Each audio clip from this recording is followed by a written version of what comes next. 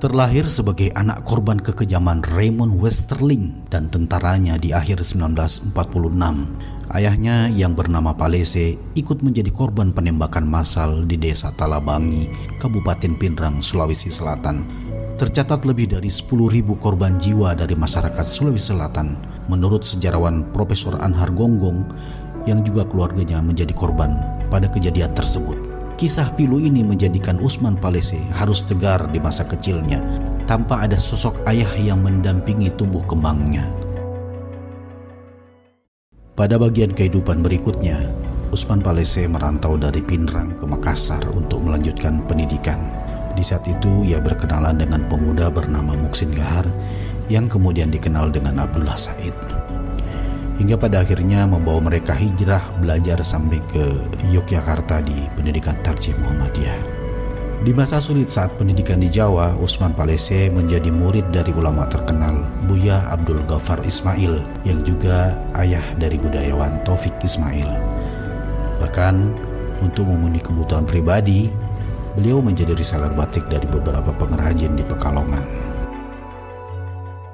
Sebelum masuk ke Gunung Tembak, itu aku sudah kenal beliau sekitar tahun 77-78. Yang kami kenal beliau, orangnya orator. Dan kalau sudah beliau naik podium itu gempar, humoris dan seterusnya. Mubalik hebat lah beliau, itu yang saya kenal. Setelah itu beliau termasuk yang menganjurkan saya gabung aja di Gunung Tembak, di Hidayatullah yang pada waktu itu masih mulai juga. Nah, saya pikir-pikir, akhirnya aku masuk juga tahun 79 ini. Di sana itu saya termasuk ikut merintis mengawali pendidikan yang ada di sana, di Gunung Tembak. Tahun 87 mendampingi beliau di Bontang, di Kilo 8, santrinya baru 7 orang. Beliau kalau sudah ceramah itu, ibu-ibu, bapak-bapak, segala itu sudah terhipnotis dengan gaya beliau itu. Makanya termasuk di perusahaan besar itu beliau yang Pupuk Kaltim sama LNJ Bontang. Terus suka dukanya juga luar biasa. Suka duka banyak kalau waktu di Bontang ya. Ya malam kalau di Kilo 8 itu jalannya masih becek, belum aspal bagus seperti sekarang ini. Masih becek, lautnya apa kadang-kadang aku? Lautnya, maaf ini ya, saya sebut itu bekecot. Kalau udah ada apa-apa bekecot pun enak, bekecot yang di parit-parit itu.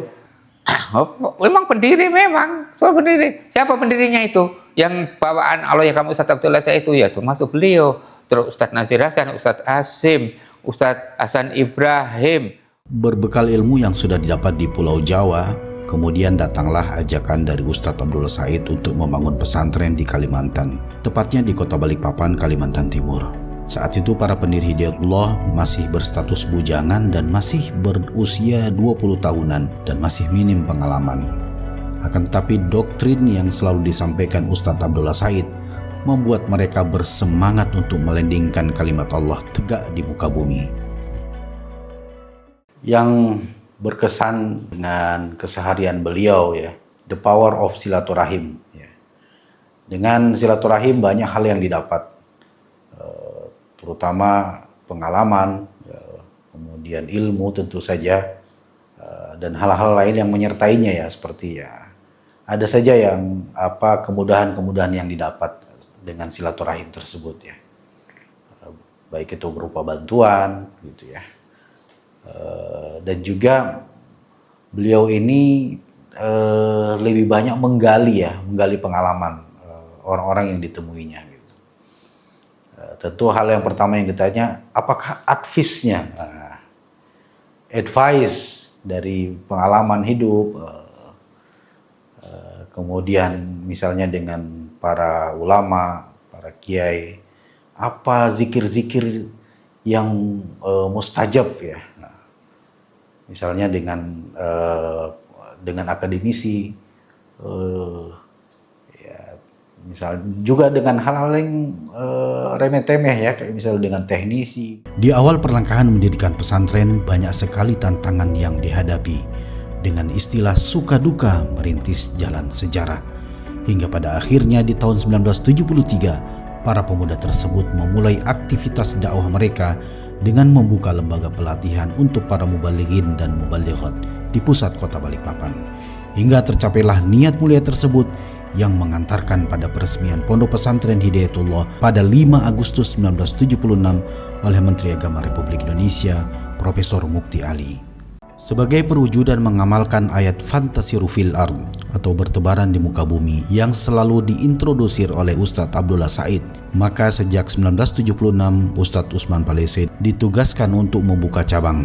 Yang pertama di Samarinda, kemudian 1986 di Depok, Jawa Barat, 1987 di Bontang, Kalimantan Timur, 1990 di Tarakan, Kalimantan Utara hingga ke Tawau, Malaysia, 1991 di Batam, Kepulauan Riau, 1993 di Payakumbuh, Sumatera Barat, hingga 1995 di Depok, Jawa Barat sampai beliau wafat pada 2015.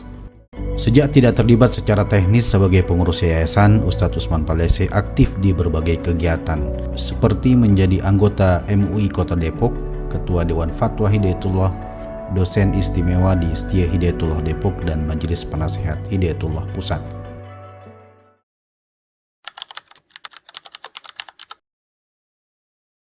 Antara Pindrang dan Depok terukir jalan perjuangan yang tulus dari seorang pejuang dakwah. Jasadnya sudah terkubur, namun amal jariahnya selalu subur di hati para santri dan kader Hidayatullah dimanapun berada. Semoga Allah melapangkan kuburnya, mengampuni dosanya, dan berada dalam barisan syuhada dan sholihin. Barakallahu fikum.